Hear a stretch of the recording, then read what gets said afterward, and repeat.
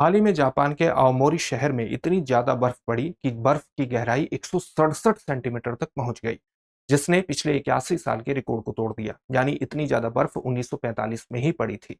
इस घटना के कारणों को जानना आपके लिए बेहद महत्वपूर्ण है। सबसे पहले कुछ बुनियादी जानकारी हासिल कर लीजिए। आओमोरी शहर कहां पर पड़ता है? ये जापान में, इसकी भौगोलिक अवस्थिति लगभग यहां पर पड़ेगी और ये जापानी द्वीप समूह है, आप जानते हैं। साथ ही ये कोरियन पेनिनसुला है, ये पूर्वी एशिया का क्षेत्र है और ये यूराल पर्वत से लेकर के साइबेरिया का एरिया है जो कि प्रशांत महासागर तक फैला हुआ है। इस घटना के कारणों को जानेंगे हम, लेकिन सबसे पहले आपको यह भी जानना चाहिए कि जापान में सामान्य रूप से बर्फ बहुत ज्यादा गिरती है। तो यहां पर दो चीजें जानेंगे, जापान में सामान्य रूप से बर्फ ज्यादा क्यों गिरती है और इस बार इतनी ज्यादा बर्फ क्यों गिरी है। सामान्य रूप से जापान में ज्यादा बर्फ इसलिए होती है, उसके पीछे दो घटनाएं हैं। एक तो है साइबेरियन हाई और एक है सी ऑफ जापान का अपेक्षाकृत ज्यादा गर्म होना। साइबेरियन हाई की घटना क्या है? साइबेरियन हाई की घटना यह है कि ये एक बहुत ही उच्च दाब का क्षेत्रफल है। सामान्य तौर से जो सितंबर और अप्रैल का मौसम होता है, इस दौरान इस क्षेत्र में बहुत ज्यादा ठंड पड़ती है। ठंड जब बहुत ज्यादा पड़ती है तो वायु ठंडी हो जाती है। ठंडी वायु का नेचर क्या है? वो भारी होती है और जब भारी होती है तो वो नीचे की ओर बैठ जाती है।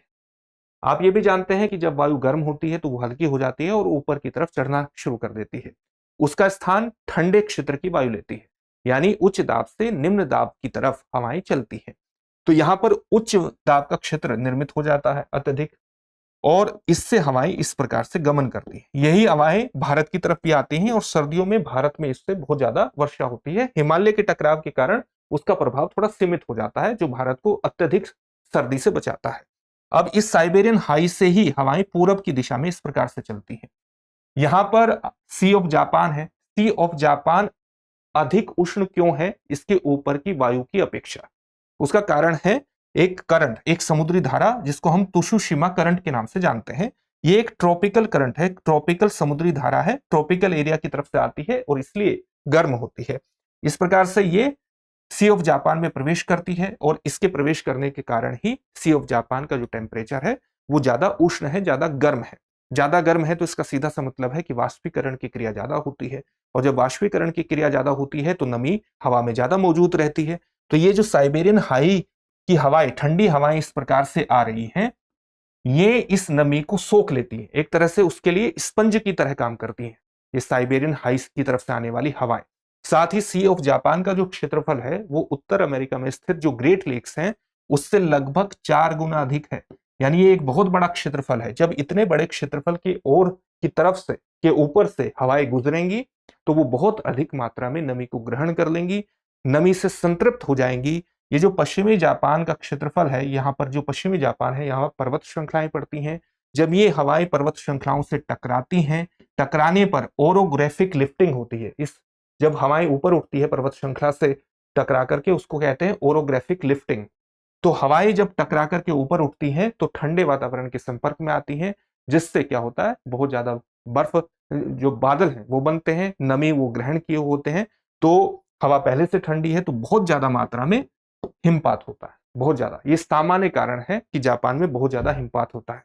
वर्तमान में इतना ज्यादा हिमपात क्या हुआ, क्यों हुआ कि 81 साल का रिकॉर्ड तोड़ दिया, ये जानना आपके लिए बेहद इंपॉर्टेंट है, उसको हम जानेंगे। लेकिन उससे पहले इस बात को ध्यान में रखिएगा कि दृष्टि संस्थान ने आपकी जीएस की तैयारी को पूरी तरह से कराने के लिए, आप घर पर बैठकर ही जीएस की तैयारी कर सके, इस बात को ध्यान में रखते हुए हाल ही में एक कोर्स लॉन्च किया है जिसका नाम है GS studio foundation live online course.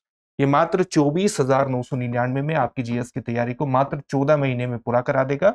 इसकी सबसे खास बातों में शामिल ये है कि इसको करने के बाद जब आप दृष्टि संस्थान की किसी भी शाखा में जाएंगे, जीएस फाउंडेशन ऑफलाइन बैच में एडमिशन लेंगे, तो ये सारी फीस वहां पर एडजस्ट होगी, यानी एक तरह से ये आपको फ्री में पड़ जाएगा। साथ ही इसके संबंध में जो बैच है वो आपको हिंदी, इंग्लिश और इंग्लिश तीनों में ही उपलब्ध होंगे। इनमें एडमिशन प्रारंभ है, आप तीनों ही बैचेस में एडमिशन ले सकते हैं। इंग्लिश के बैच में आपको हिंदी और इंग्लिश दोनों में चीजें समझाई जाएंगी, लेकिन नोट्स उपलब्ध होंगे इंग्लिश में। तो एडमिशन किस प्रकार से ले सकते हैं? दृष्टि लर्निंग ऐप को डाउनलोड कर लीजिए, या डिस्क्रिप्शन में दिए गए लिंक पर जाकर भी आप अपने एडमिशन को सुनिश्चित कर सकते हैं।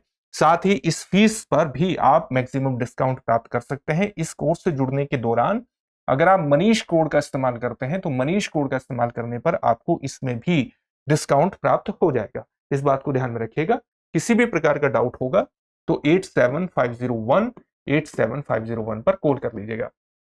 जापान में वर्तमान में यानी 31 जनवरी 2026 को 167 सेंटीमीटर, आओमोरी में 167 सेंटीमीटर बर्फबारी क्यों हुई है? उसका एक कारण तो यह है कि जो जापान हाई की तरफ से आने वाली हवाएं हैं बेहद ज्यादा, जो कि बेहद ज्यादा ठंडी हवाएं हैं। यहां पर आप जानते हैं कि ये कोरियन पेनिनसुला है और यहां पर माउंटेन्स भी स्थित है। यहां पर एक पठार है, माउंटेन है, यहां इस प्रकार से भी माउंटेन है, फिर यहां भी माउंटेन है। तो ये जब साइबेरियन हाई की तरफ से आने वाली हवाएं इन माउंटेन से टकराती हैं तो ये दो हिस्सों में बढ़ती हैं, एक इस प्रकार से चला जाता है और एक इस प्रकार से आता है, और ये सी ऑफ जापान में फिर एक दूसरे के आमने सामने आ जाती है। इससे इनमें एक बहुत ज्यादा, आप कह सकते हैं कि बहुत तीव्र टकराहट होती है, और जब आपस में तीव्र टकराहट होती है तो ये क्या होता है, ये फिर से ऊपर उठता है, और जब ऊपर उठता है तो आप जानते हैं कि ये तो सी ऑफ जापान ज्यादा उष्ण है, इसमें नमी तो होती है, और जब बहुत ज्यादा ऊपर उठता है तो फिर एक बहुत ही संकीर्ण बर्फीले बादलों की पट्टी बनती है जो बहुत शक्तिशाली होती है। ऐसा माना जा रहा है कि ये पट्टी निर्मित हुई है, और इस पट्टी जो बहुत संकीर्ण पट्टी है, ये कुछ ही घंटों में ऐसा माना जाता है कि किसी स्थान पर, किसी शहर में 100 सेंटीमीटर तक बर्फबारी कर सकती है। इसकी ये पावर होती है, और इसी का कारण है कि आओमोरी शहर में इतनी ज्यादा बर्फबारी हो गई है, ये कारण माना जा रहा है। दूसरा कारण जलवायु परिवर्तन की घटना भी मानी जा रही है। जलवायु परिवर्तन की घटना क्यों मानी जा रही है? जलवायु परिवर्तन की घटना का मतलब है ग्लोबल वार्मिंग, यानी जो पृथ्वी का सतही तापमान है वो लगातार बढ़ता जा रहा है।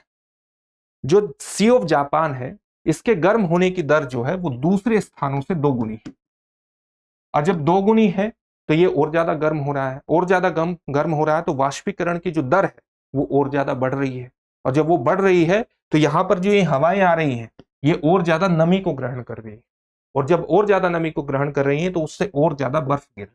तो जलवायु परिवर्तन की घटना को भी बर्फबारी का कारण माना जा रहा है। हालांकि जलवायु परिवर्तन की जो घटना है और वो बर्फबारी करवा रही है, ये अपने आप में एक पैराडॉक्स नजर आता है, एक विडंबना नजर आती है। लेकिन जो साइंटिस्ट है उनका ये कहना है कि जलवायु परिवर्तन की घटना से ऐसा हो सकता है कि जो बर्फीला पीरियड है, जो बर्फ गिरने का पीरियड है वो कम हो जाए।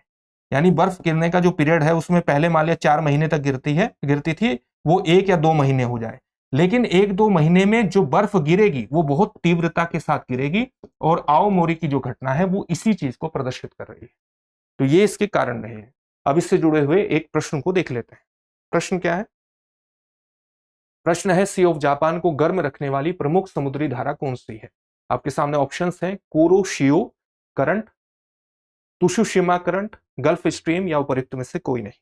इस प्रश्न का उत्तर कमेंट बॉक्स में कमेंट करके जरूर दीजिएगा। साथ ही आपको हमारी वीडियो अच्छी लगती है तो अपने दोस्तों के साथ शेयर जरूर कीजिए, वीडियो को लाइक कीजिए, और चैनल को सब्सक्राइब करना मत भूलिएगा।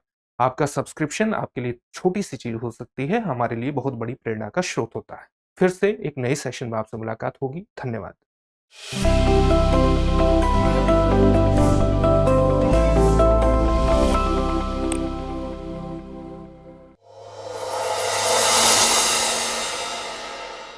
अब एग्जाम की तैयारी को और बेहतर करने के लिए हमारे चैनल को लाइक, शेयर और सब्सक्राइब करना ना भूलें।